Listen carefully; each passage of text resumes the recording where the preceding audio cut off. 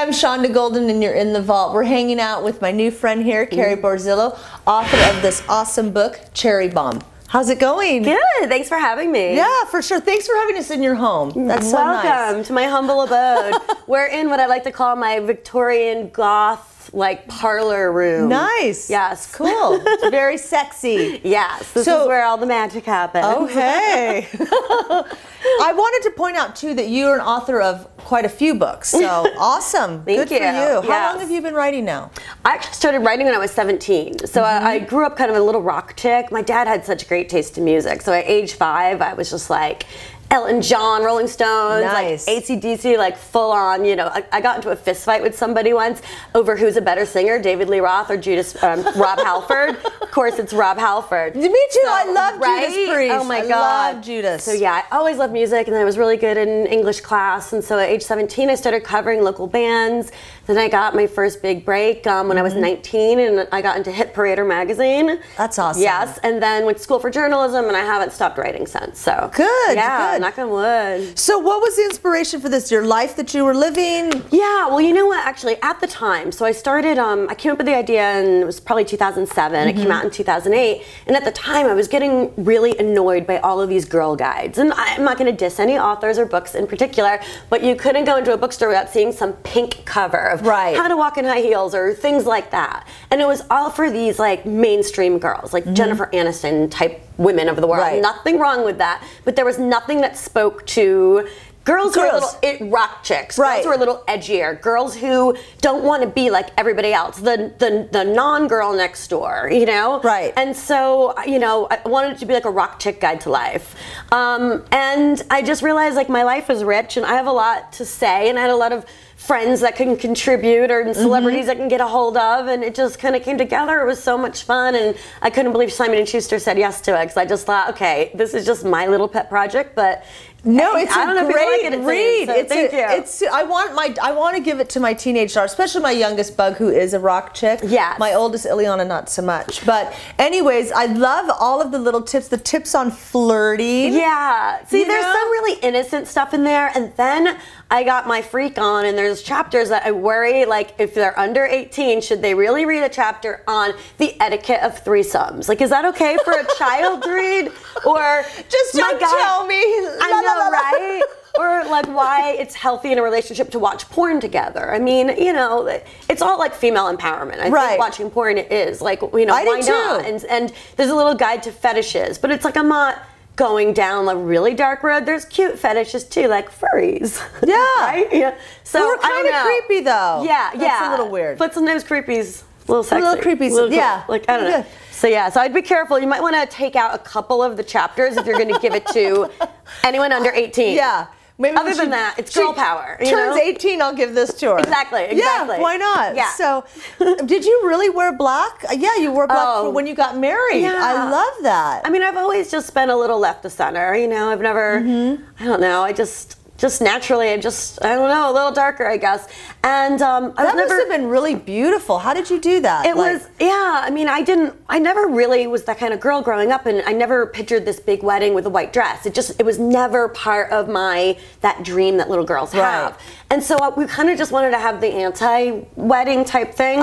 So it was still a beautiful gown. It was, you know, it was from La Habitudes. It was like a red carpet gown. In white, it would have looked like a normal wedding dress, but I went black. So I went a little bit more for the Morticia Addams thing. It had like a finger hook and a tail. Oh, I love that. And all this crazy stuff. And then I had these, it was a little gothy. Like, I'm not straight up goth, but I have tinges, you know, little hints of goth here and there. So the hair was all crazy with like braids and twists and dreadlocks and all this crazy stuff, and red Gerber daisies everywhere, and blood red candles, and like wonderful. And we both wore matching nail polish, like blood red, and you know. But I mean, the marriage didn't last, so maybe I jinxed myself. Maybe I'll wear white next time. I think that's perfect. Can you picture me in a white wedding dress? I just don't. No, I don't. In the short amount of time I've met you, no, I don't. I don't know. Yeah, because I don't see you as wanting to conform or be part of, in a sense, you know what I mean? And it's like I don't do it on purpose. I just naturally don't gravitate to that kind of stuff. But I don't blame you. I mean, I try to put myself out there a little more too.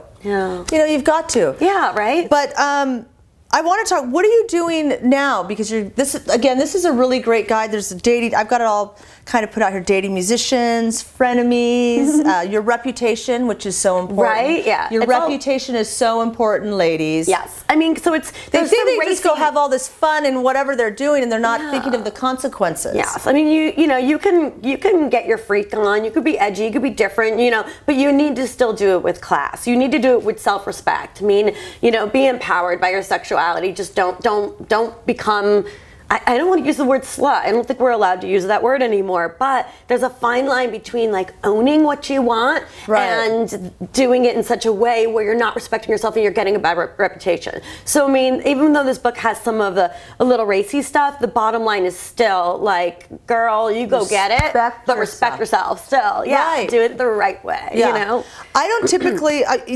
typically in books, I'll highlight things, and I didn't want to do that because the book is so beautifully done, but I did do your test at the very end. Oh my God. So guess in the short amount of time that you've met me, what girl am I? I forgot what my answers were. There was Gwen Stefani, there was Joan Jett. What were the answers? Sheryl Crow. Sheryl Crow. Lily Allen.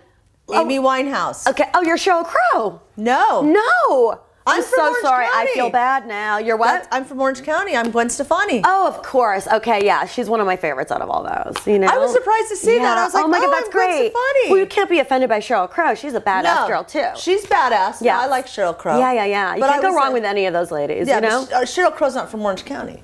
Maybe that was it. There you go. I have my OC pride. Right. So what have you got going in the works now? So Tara Patrick and I are talking about what her second book is going to be. Okay. We did Sinner Takes All, a memoir of love and porn for Penguin in 2010. Which was a great book.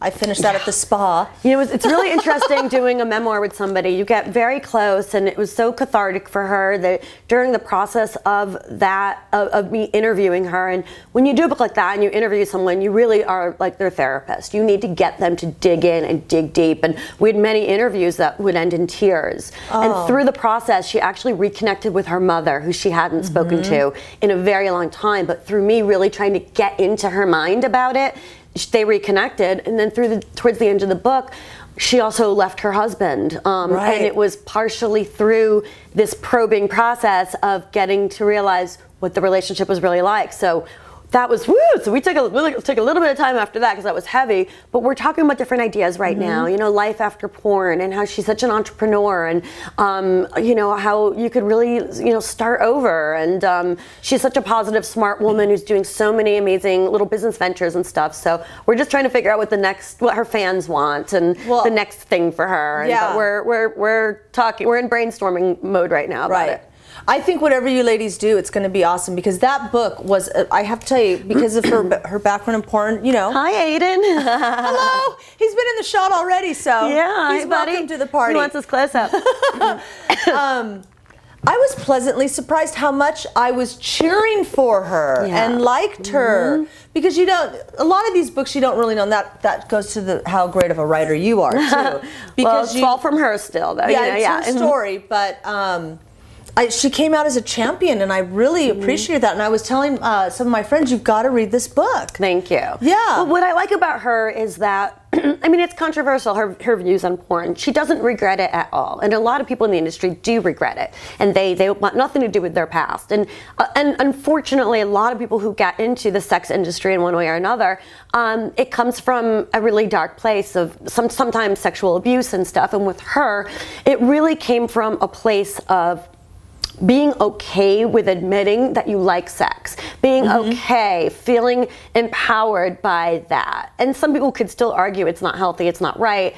Fine, we respect all opinions, but with her, it really was about female empowerment and like, why can't I do this? And I'm not shamed, I don't feel shameful about it at all, and she still doesn't. And I respect that, Yeah. It's wonderful. It's a great book. I look forward to the new one. Yeah, we need to get going on it. So I'm getting the wrap-up thing here a little bit. I can feel the time is ending. I've been doing this enough. But I wanted to tell you, I really appreciate you being on my show today. Oh my God, thank you. I love you. This is so cool. Yeah, it's kind of fun, huh? It's a lot, Girls are doing it. We're doing it for ourselves. Exactly. Just paving the way for the younger ones, right? but much continued success. Thank you you're so awesome. much. And I'm going to get to this book that my daughter has in her library, so I'd like that back at some point. And okay? I should say one last thing, you know, because Kurt killed himself. When I'm selling those books on my website, so a percentage of all the sales, if you buy it through me, go to the American Foundation for Suicide Prevention. Oh, wonderful! So, yeah, that's awesome. Oh, good. Cool. Thank you. Well, thank you. Well, thank you again. Hope to see you again. You will. My guests always come back. All right. See you later. Bye.